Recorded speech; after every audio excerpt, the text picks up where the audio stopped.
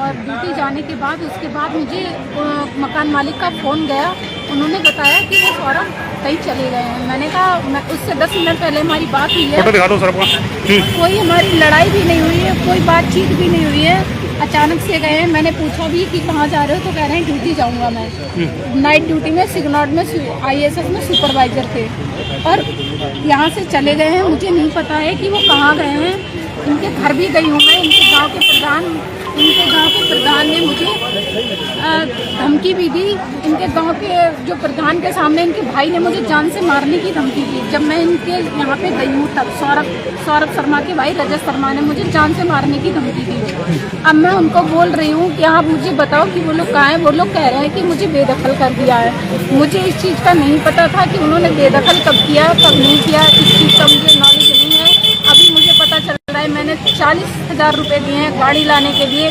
जब मैं हरिद्वार में रह रही थी मैंने TVS अपाचे 4V गाड़ी निकलवाई है किस्तों पे और हमने 3 फ़ोन लेके दिए, जिसमें से सौरभ ने 2 फ़ोन तोड़ दिए। एक फ़ोन अभी भी है। तीनों फ़ोनों की किस्तें जा रही है। 7,000 की मैं किस्त डाल रही हूँ। अब आप बताओ मैं कहाँ जाऊँ। मुझे नहीं पता है कि सौरभ शर्मा कहाँ चले गए, कब गए। मुझे इस चीज़ का कुछ भी नहीं पता। मुझे नहीं मिल रहे हैं। मैं हरिद्वार भी ढूंढ के आ गई हूँ। मैंने फ़ोन से भी पता कर रही हूँ, सब जगह पता कर रही हूँ, सब जगह भटक रही हूँ। दुकान का भी 5,500 रुपये करके गए हैं। बताओ आटा चावल मैं अपने घर से लेके आती थी। अब कहाँ से मैं लाऊंगी, कैसे दूंगी, कहाँ जाऊँ मैं। 5 साल से मेरे साथ रह रहे हैं। इतना नशा करते थे, इतना मुझे मारते थे। उस चीज़ को भी मैं कभी कुछ नहीं कहा उनसे। और मेरा जब गए हैं तो उससे 10 दिन पहले से भी कोई हमारी लड़ाई ही नहीं हो रही थी। जब से मैं घर से आई थी तब से हमारी कोई लड़ाई नहीं हो रही थी, कोई बातचीत नहीं हुई है हमारी। पता नहीं अचानक से कहाँ चली गए। शादी हो रखी है सर हमारी। आपको प्रूफ चाहिए। मैं जिन लोगों के सामने मैंने शादी की है मैं उन लोगों को यहाँ पे बुला दूंगी। और उससे पहले भी हमने इनके भाई को एक बार सुमित शर्मा को थाने कैंप में बंद करवाया था, कैंप चौकी में। तो इनका भाई खुद अपने आप से आ गया था। और ये लोग बोल रहे हैं कि शादी नहीं की है। मैंने शादी कर रखी है सौरभ शर्मा के साथ। मैं आज 5 साल से सौरभ शर्मा के साथ रह रही हूँ।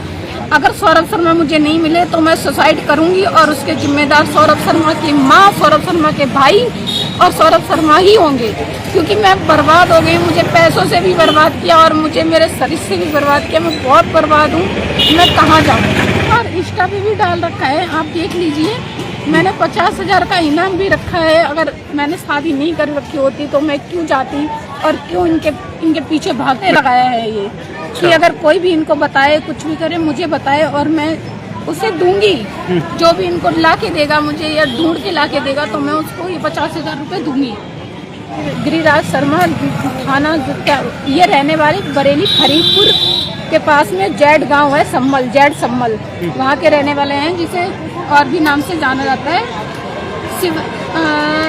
जाना जाता है इनके गांव में। इनके गांव में भी मैं 2-3 बार पहले गई हूँ। जब शादी नहीं कर रखी थी हमने तो हम इनके गांव क्यों जाते और क्यों हमारा मतलब होता। हम इनके हर एक रिश्तेदारी में गए हैं, वैसे ही गए हैं जैसे बहुएं जाती हैं। जब मैं बहू थी तभी तो गई हूँ।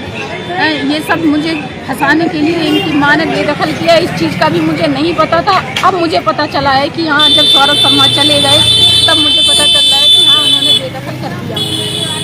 रिपोर्ट दर्ज की है और जिन मोबाइलों पे मुझे देखो उन्होंने अपने घर बात की होगी, उनके घर वालों को सबको पता है कि सौरभ कहाँ है।